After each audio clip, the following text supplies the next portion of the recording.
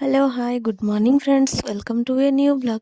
तो चलतु देखा आज दिनटा केमती जाऊँगी। मु फ्रेश होकर आसवा भितर मम्मी ये ब्रेकफास्ट रेडी करदेला। देखो ब्रेकफास्ट कौन अच्छी आपण तो देखिपे।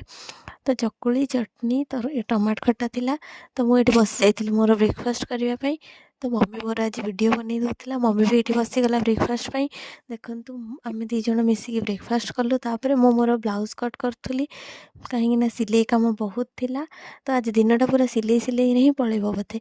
तापर आसला आम छोटू ता सहित टे कथबार्ता ये तो न आसिले हेनी सबुदिन आसो। देन एत दुष्ट हो गला खाली लॉलीपॉप दरकार सहित कथा भितर लंच टाइम हो जाता। डैडी ये लंच पे बसीगले मुझे ये मम्मी आज देता पखाड़ दही पखाड़ थिला। देन अंडा तरकारी माछ।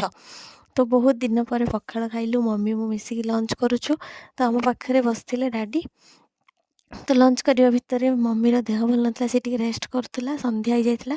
तो ये प्रिया आसला आम बस दुख सुख गपसप हेलु। गपसप होगापर मु पुणी पलैली मोर स्टिचिंग पाई। तो स्टिचिंग करुली स्टिचिंग करने आज इच्छा भी होना। तो स्टिचिंग कलापर मु पिउसी बाहर जाइलु टे बाहर को। देखो केते फुल से ऊपर होता। आइसक्रीम आनी बाहर। तो आइसक्रीम खाइलु। आइसक्रीम एत भी भल लगुला आज कौन कि खाइबा भी भल लगुला।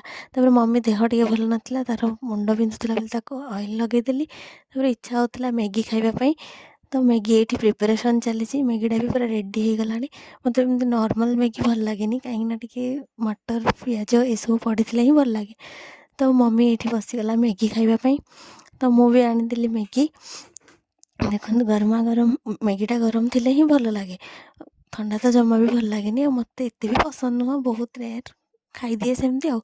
तो वीडियोटा आज ये रखुची कहीं मोटे पर्सनाल काम अच्छी। टाटा गुड नाइट देखा नेक्स्ट ब्लॉग रे।